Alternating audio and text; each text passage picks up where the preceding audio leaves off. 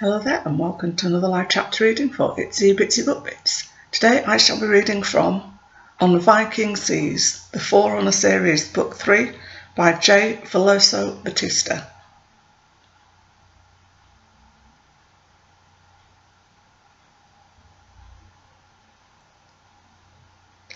Chapter 1, Wicked Intrigues. Boom! Thunder rattled the foundations, sifting dust from the crossbeams overhead as a sea storm rolled onto the rugged coast of Lada.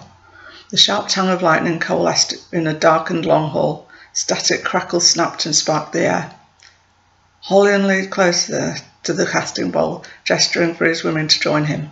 The three Volva gathered, hovering over the wide flat vessel, their heads huddled together, holding their breaths and squinting into the dark liquid. The water in the bowl pitched of its own volition, splattered the oaken table and startled the owl tethered to its perch. It flapped its wings and screeched.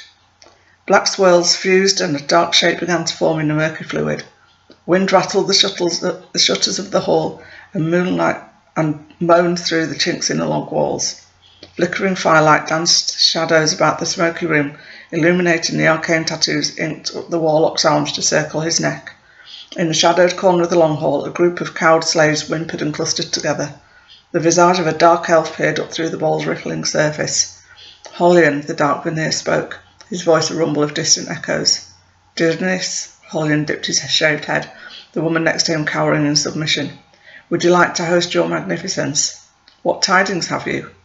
Svanhild the Fair, wife of Jarl Hammond, has fallen to our curse, and the eldest daughter follows. Soon only the youngest shall remain. And we shall take her too, the woman with the shocking white stripe of hair blurted, the others nodding in agreement. As you foretold, great wise Vanir, Hammond grows weak, crazed and despondent as his women succumb to our hexes. Plump and round, the shortest witch clapped her hands together and grinned, peering down her hooked nose at the silhouette in the casting basin. He declared for Harold the tangle-haired, he who works to unite all of the kingdoms of the north against your wishes.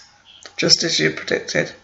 He shall fall as you command. We follow your instructions carefully, we your committed servants. We shall stop his rally to Harold's banner. It is as I have foreseen, Danish squinted from the bowl. We can forestall the union of these northern lands and confound those who would supplant Asia and Vanir in the hearts of men. Our God shall triumph over that tree-pinned Roman invader. We support your rule as Loki trickster commands. The wanderer Allfather casts his wise blind eye elsewhere. The plump witch wrinkled her nose in a pinched smile. We are free to carry out all your plans. And the potency of your cedar enchantments, Holion gestured to the scry water's surface. We stand awed by the skills of Vanaheim. Teach us, great Vanir, unkept black hair hanging long and thick over her face, the third witch implored the image in the bowl. We ache for more knowledge.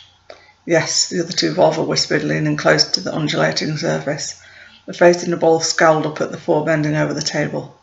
When the youngest daughter dies and we claim her hug beyond Midgard, this local chieftain will collapse as I have foretold, and you, Holion, son of Karl, shall inherit his lands and position. Your new place and those that rally to your aid will forestall Harold's advance as I have seen. Yet, the dark elf squinted and his minions crowded over him. An interloper has arisen. I divine a threat to our plans. What have you foreseen? What is this threat, and how can we stop? Murmurs and complaints. Holion held out his arms to quiet his witches. Danish lifted a slender hand. Vanir prophecy remains unassailable when near to any event. Such predictions always hold true, but time and alternate paths can unravel the schemes foretold far in advance. The original path I set you before grows dim and evolves to something new. Behold. The Vanir passed a hand over his face, rippling the mirrored surface that separated his realm from Midgard. The image in the bowl shifted and swirled. A Viking's neck appeared in the misty vision bowl, a tall blonde warrior standing at its helm, the longboat plying rough waves under a wide white canvas. Surf purled from its bow. The crew gathered around its smiling captain, relaxed, leaning against the gunwales and drawing a tackle down to trap the wind in the sail. There, the voice of the elf intoned. The blonde leader, Holion asked. That hulk of a man who stands behind him. The short-haired shield maiden that laughs at his side. Nay, look closer. See the white-haired one? The white? You mean the child? The plump questioned. Yeah, the white-haired thing. His voice growled from beyond vision. No stripling is that. 'Tis a cursed abomination. The foursome leaned close to the wavy image, trying to get a closer look at the boy. his white locks streaming in the sea breeze, a black raven perched on his shoulder.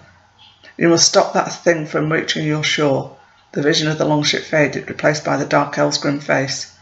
I foresee that child disrupts our plans. You must stop it, or it will undo all that you have achieved. How? Holion wondered aloud. Give me your hand, here through this gate. Holion sucked in his breath and looked around the table where his women expectantly watched him. Gritting his teeth, he held his breath and plunged his hand into the bowl. His arm disappeared into the shimmering surface, sinking up to his elbow. His forehead broke into a sweat, his lips curling away from his clenched teeth. An involuntary grunt of pain slipped from his throat. Slowly, Holion withdrew his arm, his skin tinged blue, his fingernails blackened by frostbite.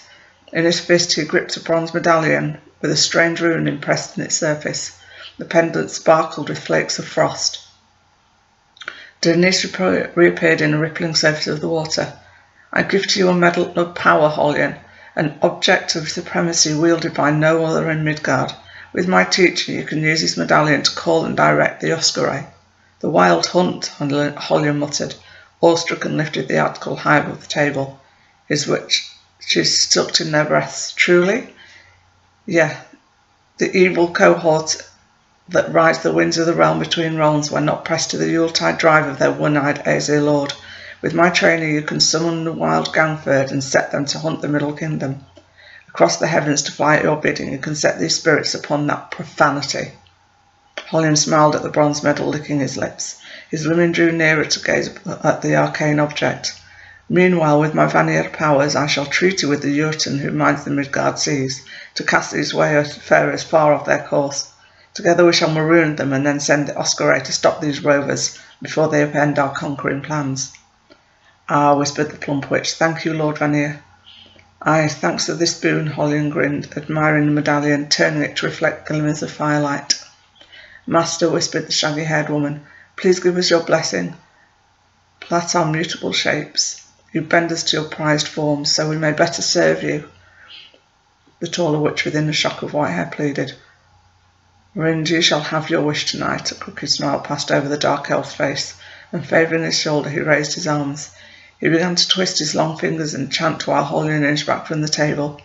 From their darkened corner the thralls groaned and huddled closer as the battering of winds increased outside.